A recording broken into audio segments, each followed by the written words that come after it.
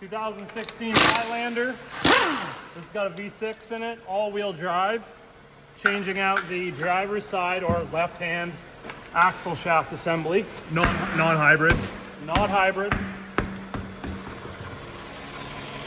First thing we got to do, remove the wheel. 21 mil wheel nuts. Get those off. Next thing we're going to need to do is unstake this axle nut. You can see it's pressed in there. I'm going to get a punch. We'll unstake that. It's a 30 millimeter 12-point socket that you're going to need. And then once we undo that, we're going to need to get some of the suspension out of the road. 22 millimeter nut and bolt, same size on both sides. We're going to take our brake assembly off, hang it up here on the strut. Two 17 millimeter anchor bolts for this bracket. You can leave it all together, or if you want to separate it, these are 14 millimeter bolts. Take the caliper off, pads, then the anchor, up to you. We're also going to need to undo our ball joint. There's two 17 millimeter nuts and a 17 millimeter bolt.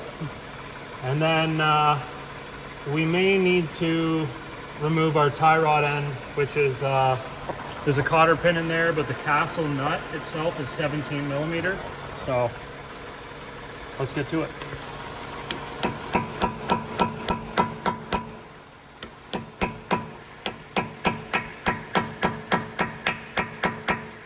All right, we've unstaked that. The reason we do that, it just helps the axle nut come off. We've also got a lot of rust on here. Might clean that off with a wire wheel just to help the axle nut come off. We don't want it to get jammed on there. Doesn't matter because we're changing the axle anyways, but worst case scenario, the nut gets so bound up in the threads that it gets jammed and you can't get it off, and a bunch of other stuff. So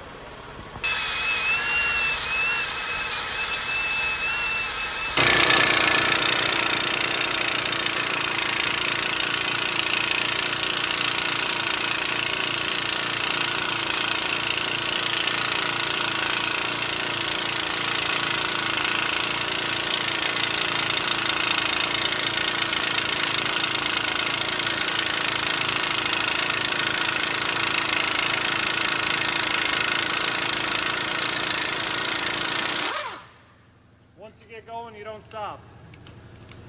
That's hot, by the way, real hot.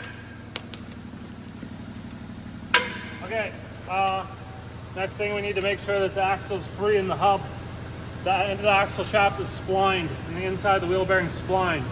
Sometimes they get rusted together, but we have to make sure that that's free, so when we take all the stuff off to move the knuckle out of the way, it'll come off. So you can just use a center punch and a hammer.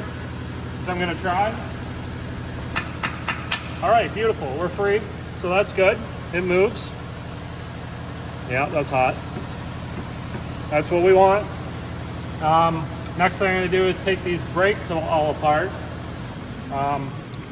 We just did a coolant water pump job on this, so we let it run for a while. Looks like it's good, so I'm going to shut it off now so I don't have to yell. All right, we're going to take these brakes off now.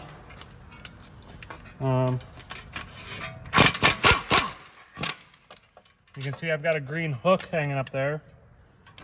You can buy those from Mueller Keps. And they're just a hook for hanging up brake calipers and stuff.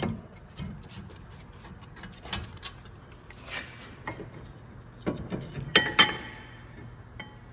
that off.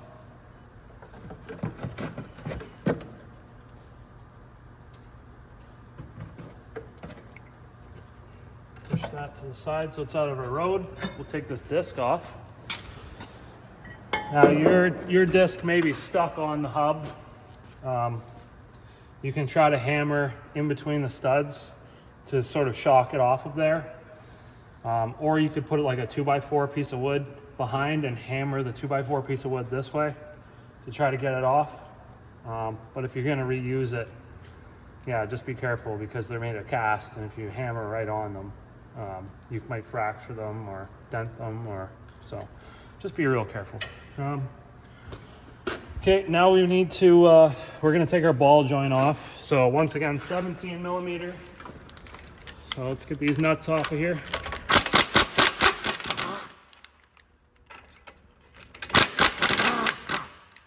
And this bolt. Okay.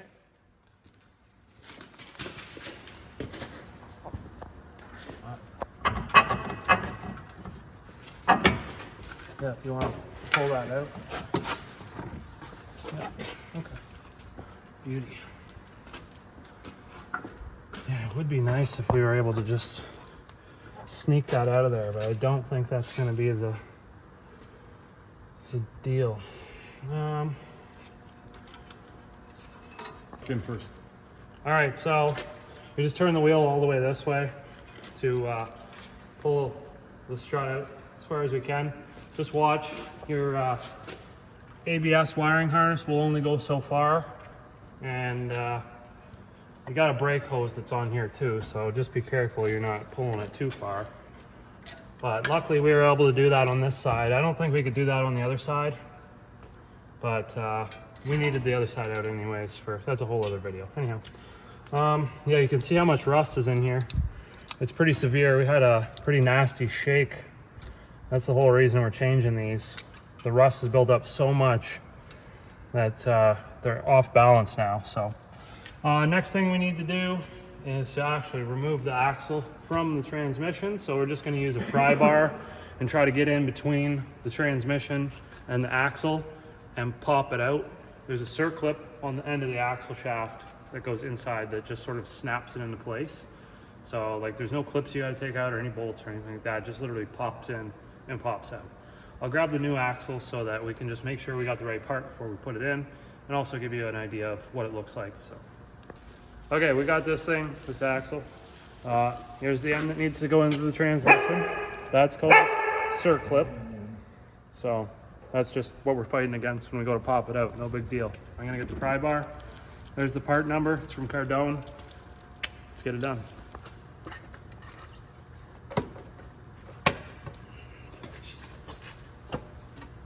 Okay, that should come out now.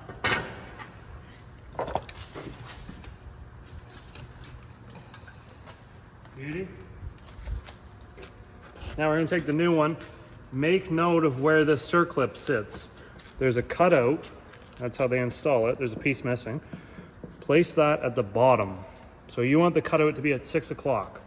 The reason for that is you can see when you're looking at the shaft, if you have the circlip so that that piece, if the cutout's at 12 o'clock, the circlip hangs down too far. And what's going to happen is it's going to get caught on the splines of the side gear inside of the transmission, and it may not go in. Those splines might chew a bunch out of that circlip, and you'll probably never get the axle in, but I've seen somebody put it in, and it actually ate pieces out of that circlip, and those end up in the transmission, and you don't want that. So place that at 6 o'clock.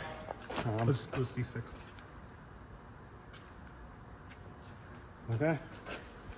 We need to get this thing in here. Try to line this shaft up. There's an oil seal here, so we don't want to damage that. And then once you think you've got it sitting in the splines, we're just going to give it a couple good whacks.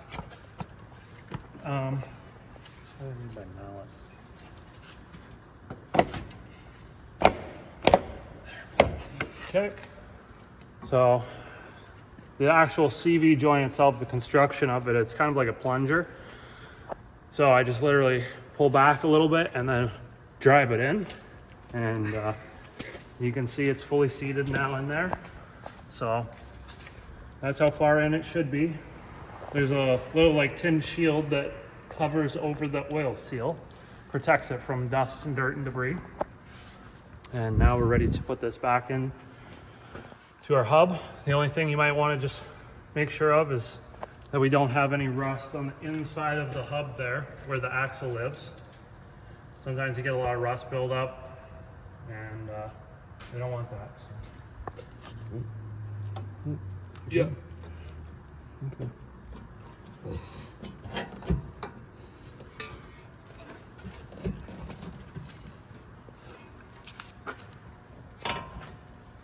Now, before we just slide this thing in here, you see this groove right here?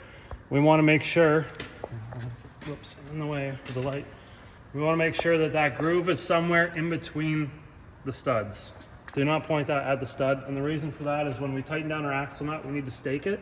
And that's where we're gonna need to stake it. So if we have a stud that's right in the way, it makes things difficult. So we'll just turn this to about there. And now we should be able to install this. We just need to, I guess if you want to do the control arm.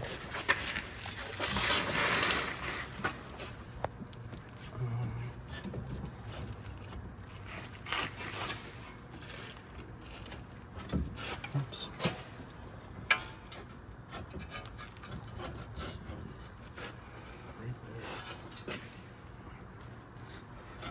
Yeah, let it up. This one's lined up. I think Yeah. we just need to turn this. The wheel needs to turn. Perfect. Okay. Now we can go ahead and install our ball joint hardware. We'll do the bolt first, followed by the 2 nuts.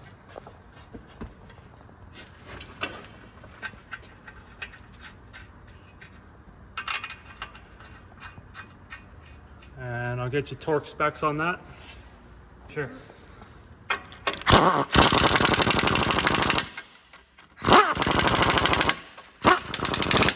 Okay, those are gonna get torqued down to 68 foot-pounds.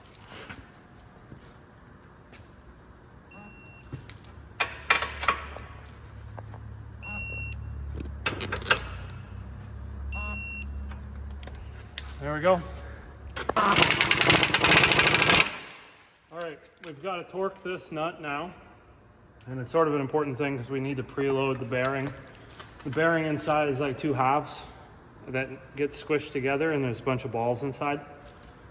So we need to torque that down, and then once we torque it down, we can stake that. But I'm going to put the brakes on now so that I can stick a screwdriver into the brakes to keep the hub from spinning so that I can actually torque that down.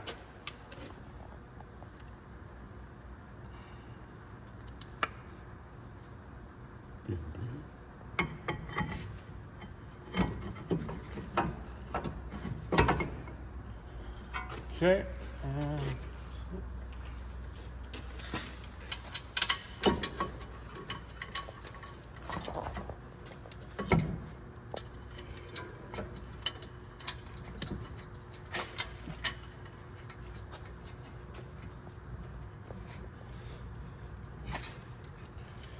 all right, put these brake bolts in here. We'll torque these down to 77 foot-pounds.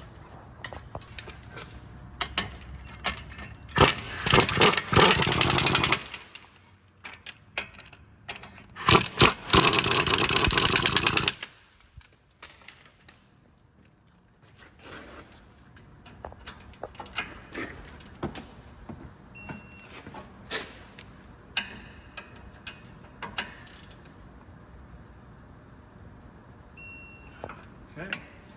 All right, if you did take your brake caliper off, those little 14 millimeters, those are 30 foot-pounds. As far as the axle nut goes, we're 217 foot-pounds.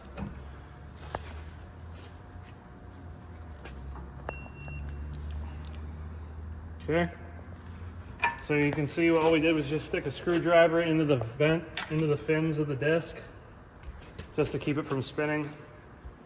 Now we need to stake that. So we just grab a punch. I got a center punch here.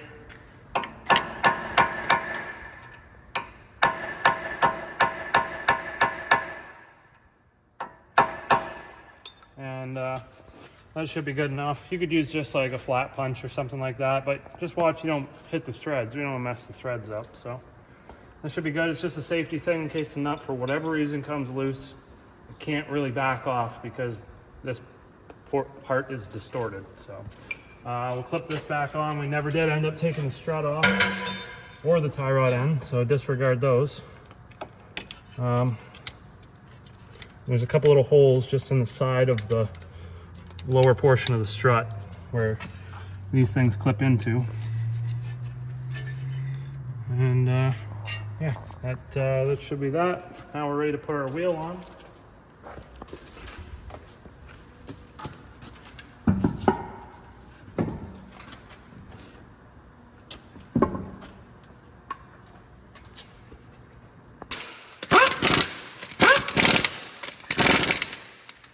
right, that's pretty much it. We have to torque the wheel nuts, obviously, before we let this thing go. The torque spec is 79 foot-pounds. I'm gonna put them to 100. That's just what I do. Completely up to you. 5-star pattern as we torque them down, and then after 100 kilometers of driving, I personally recommend to have the wheel nuts re-torqued again, just because sometimes they settle.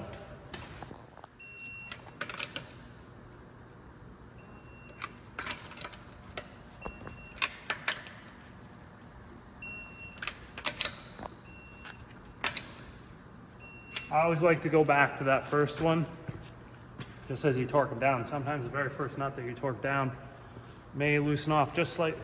So, all right, last thing we would do is just take it for a drive, conduct a road test to make sure that everything's good, everything drives normally, have no issues. That's pretty much it. If you have any questions, throw them in the comment section below. I'd be glad to answer any questions you might have. Give the video a thumbs up if you like the video, and subscribe for more content. See you in the next one.